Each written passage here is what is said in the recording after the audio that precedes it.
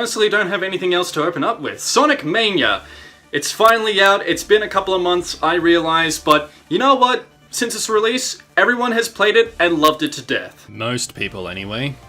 And honestly, I put this review on hold because I knew that a majority of my fan base are basically Sonic fans, and I just wanted them to play the games for themselves and to let them experience all the surprises and marvels for themselves without allowing me to spoil it for them, because Sonic Mania is an experience all on its own when you play it for yourself. However, if you haven't played this game yet, and you are dying on playing this for yourself, I will be spoiling some things here and there, such as nifty bosses and my thoughts on the story. Granted, Sonic games have a pretty basic formula in storytelling, but many of you may know already that Sonic Mania is tied to Sonic Forces by its ending, and I'll get to that. But I wanted to just let you guys know, if you don't want to hear story details, then just skip to the gameplay bits. If you are joining me today for this adventure, then lace up those sneakers and prepare for a maniacal adventure. See, because Mania it's the same as maniacal, and the sneakers because of the... yeah, you get the picture. Let's get this show on the road! After the events of Sonic 3 and Knuckles have concluded, Sonic and Tails have pretty much completed their mission in stopping Robotnik from launching his Egg Robo Mecha and taking the Master Emerald and using it for his evil schemes. However, Tails manages to pick up a strange signal coming from Angel Island that resembles a frequency of a Chaos Emerald. With no time to lose, Sonic and Tails head out to the island and stumble across a pair of Egg Robos digging up this mysterious gem that's referred to as the Phantom Ruby, which manipulates space-time around our heroes, the Egg Robos, and a nearby sleeping Knuckles, sending them back to the Green Hill Zone, with the Egg Robos now transformed into the hard-boiled heavies. I love the designs of these characters.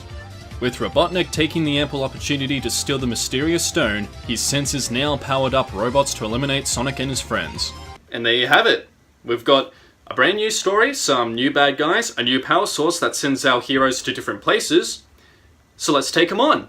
Now, it is true that Knuckles does get alternative cutscenes and stages compared to Sonic and Tails, but he's going through the same motions as the others, and it's cool to see that he's still keeping up that Master Emerald guarding, something I wish Sonic Team would keep track of, but it's nice to know that the team of developers added in bits and pieces to the story in the cutscenes to give it a little bit more charm, depth, and character to our heroes.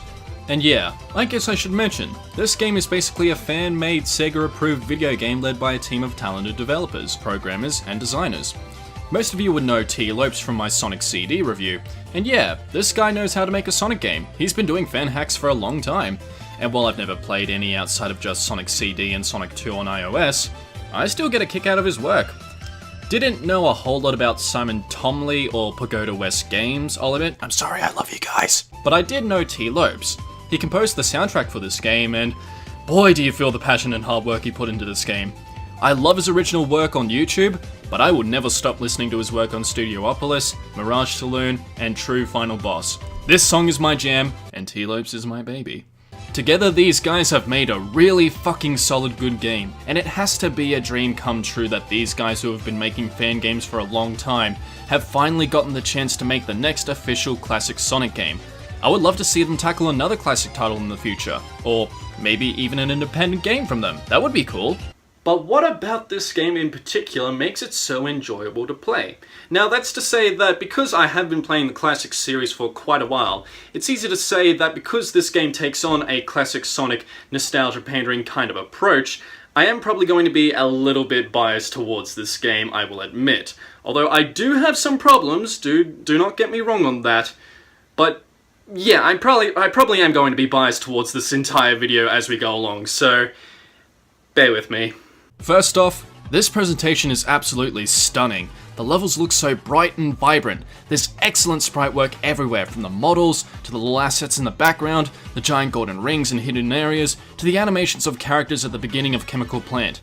It's amazing how much a fresh coat of paint and a little bits of alternative pathways to previous levels can make them feel fresh and new again. It's like getting the chance to see the full decor of a delicious cake that previously only had bits and pieces of character to it. Now, we have previously implemented gimmicks from previous games incorporating themselves into the old stages in addition to new gimmicks that help make the levels stand out, and we have returning concepts that were never fully implemented finally being brought to life in creative and fun ways. Green Hill Zone has the familiar giant loops and tunnels you can burrow through, but you can also find the corkscrew loops from Sonic 2 making an appearance on the upper paths in Act 1. You have the new zip lines, some underwater caves to explore, and holy shit, the Death Egg robot is here?!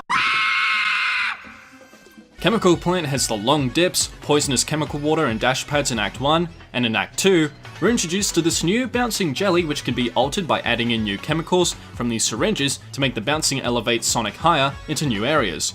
The DNA helix lifts make an introduction, there's sticky sliding platforms, and branching tube tunnels that you can travel through. Studiopolis has everything set up like a giant movie set, there's bumpers, giant clapperboards that act as catapults, giant popcorn machines, and director's chairs that can launch you into new areas in Act 1, and in Act 2, we have stage lights that will fall if you stay on them for too long, giant lottery machines, and high-speed warp tunnels. Flying Battery Zone maintains a lot of the original design from the previous version, now with an added electricity gimmick where if you have a lightning shield and these magnet generators turn on, you will be essentially playing an elaborate version of the Death Egg Zone from Sonic and Knuckles.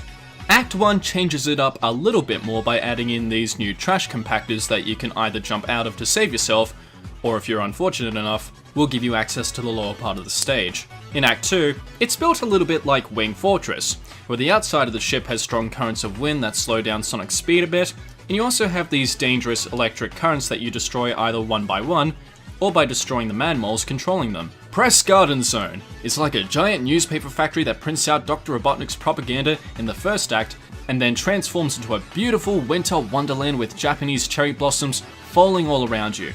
This is a beautiful level, I love it. Act 1 of this zone consists of conveyor belts that you can launch off of, lights that need to be broken to open gates, giant presses that require quick reflexes to escape from, and these cute little typewriters that act as platforms. Act 2 features snow blowers that, when passed under, will freeze you in place. Sometimes you will need to maintain this mode in one part of the level to get past a certain point, but it's not made very clear, so keep that in mind if you get stuck in this particular area. You also have several ice-based objects like springs, giant wood chippers, and the returning Astrons acting as turrets. Stardust Speedway returns as both a level in the past and a level in the good future from Sonic CD in both acts, and they bring each of their individual gimmicks. Act 1 consists of the pulleys, giant loops followed by the downward spirals and the platform raises from Marble Garden Zone, the giant capsules consisting of flowers that turn into these pleasant looking beanstalks, and then Act 2 includes the bungee rope gimmick that I believe is taking cues from the advanced games, can't remember which one, and a brand of fireworks that will rocket you up into the sky, filled with glorious constellations. Hydro City Zone. I cannot tell what's changed about it. A lot of it looks and feels the same to me. I mean, I guess you can access new parts of the level by pulling on these conveyor hooks to gain new entrances, but aside from that and a boat here and there is not a lot to this stage, I'm afraid. Hell, I consider this one of the weakest stages, despite how fast you can go. Mirage Saloon, my favorite level in the entire game. When you play as Sonic and Tails, you take to the skies avoiding airborne enemies, a giant caterpillar, board the Robotnik Express, and 1 out of 3 times you'll encounter the members of Team Hooligan. When you play as Knuckles, you are insultingly pelted off the plane and forced into the canyon, with several caves, seesaws, and wall climbing challenges. Act 2 is easily where it's at though, with a fantastic song incorporating the famous Wild West tune with cowboys facing off against each other, giant revolvers that launch the player in any direction the barrel faces, piano keys that you can bounce off, flippers in the shape of eagle heads, the wanted posters on the walls, and that wonderful magic show that actually had me convinced that Fang, Bean, and Bark were actually making canonical appearances for the first time in years. Then we return to familiar territory with Oil Ocean. Again, I don't feel like there's a lot of challenges to this one. It feels kind of recycled. Act 2 makes up for it by incorporating elements from Sandopolis Zone with Smoggy Fire, the inflammable oil from Sonic 4 Episode 2, and these new submarines that can teleport you to different places within the level once you complete the inside of the submarine. Next is Lava Reef Zone. At this point I was actually disappointed at how little amount of original zones there were, and the level started to feel less original and more recycled as I went. Now Lava Reef does have more emphasis on the mining environment, and if you explore the area on the upper half, you can actually see volcanoes and mountains in the background. I thought that was a very neat touch. Act 2 incorporates the moving conveyor belts from Sonic CD's Quartz Quadrant Zone, but it still feels no less different to how it was before. Metallic Madness I think did better, but still felt the same level-wise. With the new gimmicks they introduced, I did like the plane switching mechanic. Letting you play a part of the level in the background and being able to judge where you want to go to return to the foreground is an interesting concept that I think Shantae Risky's Revenge should have implemented. I knew I could find a way to incorporate that marathon into this somehow. And look, even the size manipulation beam is back. Now I get to have 3 chibi Sonic characters that I want to be made into toys. Oh wait, the Amy toy for the Act 2 boss is already dangerous as it is. Scratch that! Finally, we have Titanic Monarch Zone, or as I like to call it, the elongated space station. It's a long level. It has death traps like you wouldn't believe, and not to be a downer, but I am not a fan of Act 2's level design with the teleporting and throw-offs. Yeah, quite a lot of levels I listed off there, and yeah, as you can tell, a lot of them are taken from pre-existing zones, but given a fresh coat of paint, a new set of parts and gimmicks, to make most of the levels feel fresh and exciting to play through. It's also nice to see some original ideas from the previous games make their appearance and come to life. Green Hill Act 2, for example. These stages were based on prototype images seen in the magazines promoting the first game way back when. Mirage Saloon was based on Dusty Desert from some old concepts in Sonic 2 and the iOS port of CD. When there is a lot of original stuff in this game, I actually have a really awesome time playing it.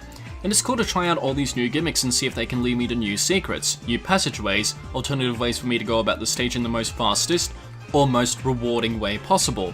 As I've said in my classic Sonic reviews, the games did have an element of speed that you could achieve when you earned it correctly, whether that meant knowing the level inside out to find the fastest route, or by collecting various treasures that gave you invincibility, speed, or a shield, you could create your own path. I've always said that getting better at a game can be meaningful. It develops a sense of hard work paying off when you do figure out all the little secrets in the level, and when you come back to it in another playthrough, you can sit back and marvel at how much you know about the level and appreciate how well designed it is.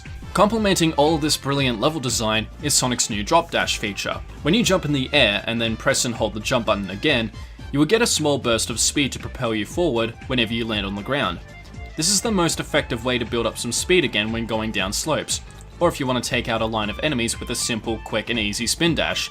Tails and Knuckles obviously still have their abilities to fly and glide respectively, and while you may not have the Insta Shield or the Super Peel Out move from Sonic CD and Sonic 3 and Knuckles to use, you can unlock them by collecting these medals you find in the Blue Sphere Special stage, a feature that returns whenever you bypass a checkpoint with a certain number of rings and jump into this portal.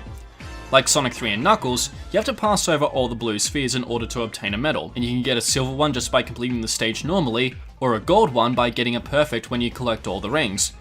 Some of these present a pretty good challenge in their own right, but please don't go for the gold medals. There's no completion bonus to go out of your way to get them, Steam achievement notwithstanding of course, because you can unlock everything just by getting the silver medals anyway.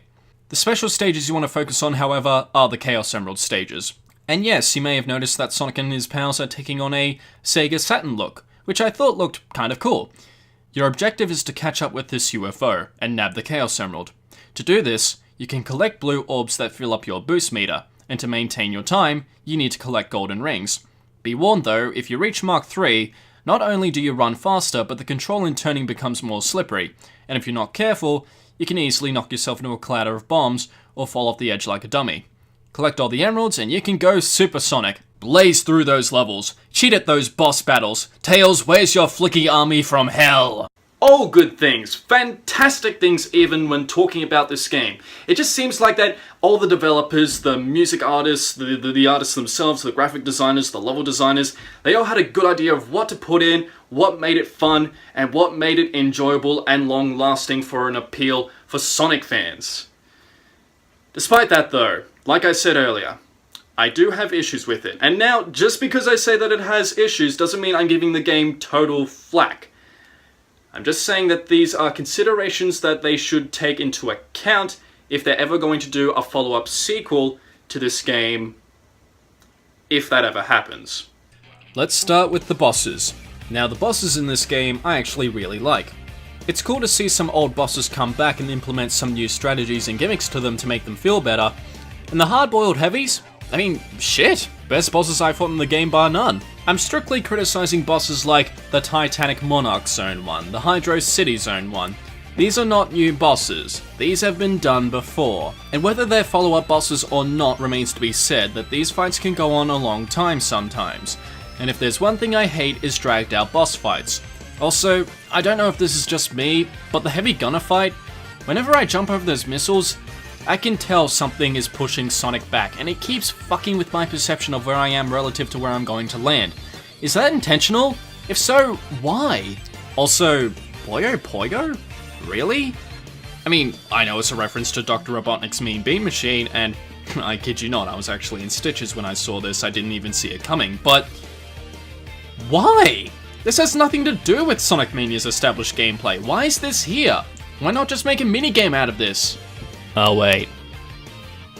They did. The bosses in their own right do provide a good challenge in testing the player's skill, timing, speed, and reflexes. And I do wish the hard-boiled heavies make a return in future games and have more creative boss fights. Second problem I have is with the levels. And again, love these levels. I love the recreations and ground-up work that these guys put in. But really? Only 4 original stages consisting of Studiopolis, Mirage Saloon, Press Garden, and Titanic Monarch? Why couldn't we have more stages we haven't seen in a while, like a beach setting? I don't count Lost World, it wasn't that much of a beach setting. The Save Select music has wonderful tunes for that. I would love to see a level built with that music in it, that would be awesome. It's just, when it reaches toward the end, I don't really see any original gimmicks crop up for the recreated zones. And I actually forget a lot of these ones compared to the previous versions, because it all feels the same. I know there was probably a lot of ideas they wanted to implement, and yes, this is to cater to the classic nostalgia and everything, but I think it could be more effective by creating original zones with long-lasting appeal and unforgettable gimmicks. That's what made the classics so great. Lastly, the fan service. If you're not a fan, and you don't get the references relating to Genesis does what Nintendo don't, welcome to the next level, Knack the Fang Sniper's cameo, again, Poyo Poyo and all of that. Some of these references and nods are going to be lost on you. And that's why I'm afraid some players will find boss fights like the Mean Bean Machine counterintuitive to Sonic's design. It doesn't work like that with any other game. It would be considered experimental. And as a fan, yeah, I'll admit, I was excited to see all of these little nods and even squeak when I saw Knack, Bean, and Bark. They're not my favorite characters, but they came back, goddammit! Now we just need Mighty and Ray, and the circle will truly be complete. Despite that, I still recommend this game for its top quality and excellent effort put into it. It may be alienating to newcomers in the Easter eggs, but I still believe they can get a kick out of it. Hell, my younger brother and my brother-in-law played this game respectively, and they got a good kick out of it. In fact, me and my brother tried out the competition mode, and we had a good time. We yelled at each other, of course, but it was no less a real treat. Yes, fuck you, Orbanaut. Talking about. Wow. Turbulent. I actually could use that for animation showcase, so that actually helps. Yeah, that's kind of landed it. It is kind of weird though, how it's like, this is the old sprite, and then it's whoa. Yeah. It's like, whoa, look how fluid it is.